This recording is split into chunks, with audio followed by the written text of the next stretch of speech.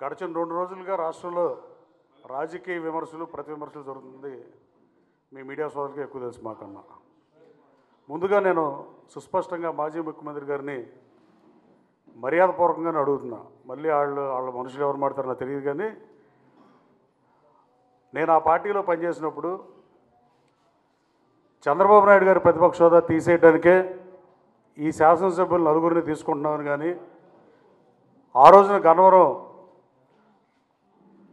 శాసనసభ్యుడిగా ఉన్న అతను తీసుకోవాల్సిన అవసరాన్ని కానీ మాజీ ముఖ్యమంత్రి గారు మీరు స్వయంగా నాతో చెప్పారా చెప్పలేదా? నేను ఎప్పుడూ బయట పెడదామని అనుకోలేదు, కానీ చంద్రబాబు నాయుడు గారి ప్రతిపక్ష హోదా తీసేయడానికి విశాఖలో ఒక శాసనసభ్యుడిని, గుంటూరులో ఒక శాసనసభ్యుడిని, చీరాల శాసనసభ్యుడిగా పనిచేసిన ఆయన్ని నలుగురు శాసనసభ్యులతో ఆగిపోవటం వల్ల, ఇంకో ఇద్దరు రాకపోవటం వల్ల చంద్రబాబు నాయుడు గారు హోదా తీయలేకపోయారు. కానీ అలాగే జనసేనకు ఉన్న ఏకైక శాసనసభ్యుడు పోనీ తీసుకునేదేదో తెలుగుదేశం వాళ్ళు తీసుకుని ప్రతిపక్ష హోదా పోకూడదామని ట్రై చేస్తాం వేరు, కానీ అసలు ఉన్న ఒకే ఒక శాసనసభ్యుడు రాపాక వరప్రసాద్ గారిని కూడా తీసుకుని పాటు వాస్తవం కదా.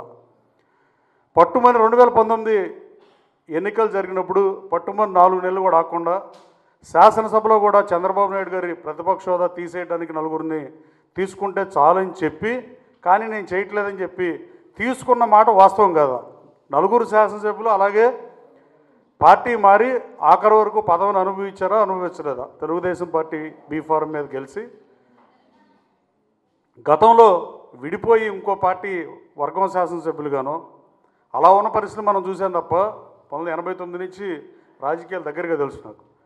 కానీ ఇలా పార్టీ మారినాక అదే పార్టీలో ఉంటా కొనసాగటం, చంద్రబాబు నాయుడు గారు హోదా తీసేయడం దేవుడు ఎరుగు, కానీ అది తీయలేకపోయారు.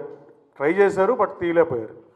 అప్పుడు 10% శాసనసభ్యులు ఉంటేనే ప్రతిపక్ష హోదా చంద్రబాబు నాయుడు గారికి ఉంటుందని, ఆ 10% శాసనసభ్యులను తగ్గించి 18 మంది ఉంటే ఉంటుంది, 17 మంది ఉంటే ఉండదని మీరు చేయని ప్రయత్నం లేదు.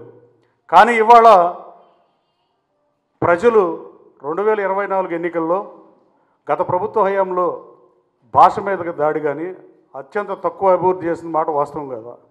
దానికి ప్రజలు మిమ్మల్ని ముఖ్యమంత్రి హోదా తీసేసి, మీకున్న ముఖ్యమంత్రి హోదా తీసేసి కనీసం ప్రతిపక్ష హోదా కూడా ఇవ్వకుండా 10% ఆఫ్ సీట్స్ 18 సీట్లు కూడా ఇవ్వకుండా 11 సీట్లకు పరిమితం చేస్తే మీరు హోదా అడగటం భావ్యం కాదు. సభ్య సమాజం హర్షించే పరిస్థితి అంతకన్నా ఉండదని నేను భావిస్తున్నా. రాజకీయ పార్టీగా ఆంధ్రప్రదేశ్ రాష్ట్రానికి ఉపయోగపడే పనులు చేస్తే ప్రజలు హర్షిస్తారు తప్ప ఇలా చేయటం ప్రజలు హర్షించే పరిస్థితులను తెలుసుకుంటే బాగుంటుందని మీ ద్వారా కోరుతున్నా.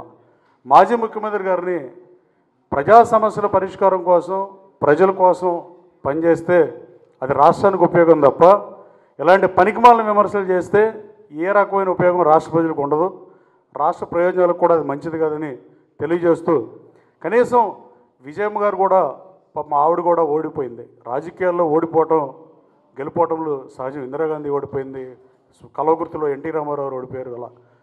కానీ ఆ సీట్లో ఆవిడ పులివెందులు అయితే ఈజీగా గెలిచి ఉండేది. పులివెందుల సీట్ నుంచి ఆవిడ కడప పులివెందుల నుంచి పోటీ చేయకుండా వైజాగ్ ఎంపీగా పోటీ చేసి ఆవిడ ఓటమి పాలయ్యారు.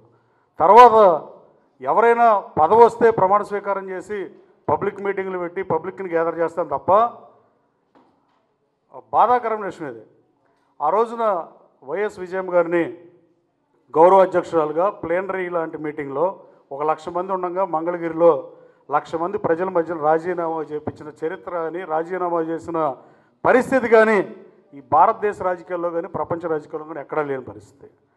ఇప్పుడు అమెరికా లాంటి దేశంలో అయితే ప్రెసిడెంట్ అభ్యర్థిగా పోటీ చేసి ఓటమి పాలైతే మళ్ళీ ఆడ పాత ఉద్యోగానికి వెళ్ళిపోతారు. ప్రొఫెసర్ అయితే ప్రొఫెసరు, బిజినెస్ అయితే బిజినెస్, జాబ్ అయితే జాబ్. కానీ బ్యూటీ ఆఫ్ డెమోక్రసీ, పార్లమెంటరీ డెమోక్రసీలో భారతదేశంలో ఉన్నది ఓడిపోయిన అభ్యర్థులకు కూడా గెలిచిన అభ్యర్థికి ఆ పార్టీ వాళ్ళు పెళ్ళిళ్ళకి పిలిస్తే ఓడిపోయిన అభ్యర్థిని కూడా ఆ పార్టీ వాళ్ళు గౌరవించే పరిస్థితి ఈ దేశంలో మాత్రమే ఉంది. అలాంటి చోట విజయమ్మ గారితో అలా రాజీనామా చేసిన కూడా బాధాకరం. అలాగే పవర్ స్టార్ పవన్ కళ్యాణ్ గారిని కూడా ఆయన ఏదో కార్పొరేటర్కి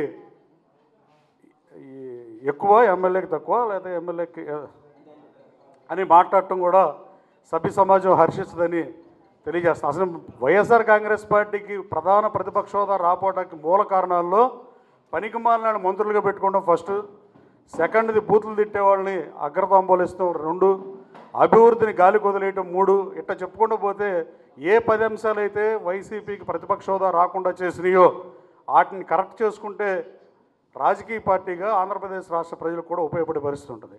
అలాగే పవన్ కళ్యాణ్ గారిని ఎమ్మెల్యేకి తక్కువని విమర్శించడం చాలా బాధాకరం. అది సభ్య సమాజం హర్షిస్తుందని నేను భావించట్లా.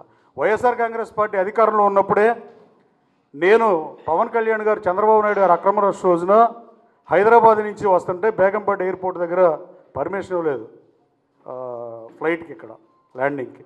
అయితే ఆయన రోడ్డు మార్గం వస్తుంటే నా మీద ఆ రోజు అక్రమ కేసులు పెట్టిన పరిస్థితి. లోకేష్ బాబు పాదయాత్రలో 307 ఆయనతో పాటు నేను నడుతుంటే నేను అటెంటివ్ మర్డర్లో చేశాను దిక్కుమాలిన కేసులు బనాయిస్తే నేను సుప్రీంకోర్టు లాయర్ని తీసుకొచ్చి బెయిల్ తీసుకున్న పరిస్థితి, నాగముత్తు గారిని తీసుకొచ్చి.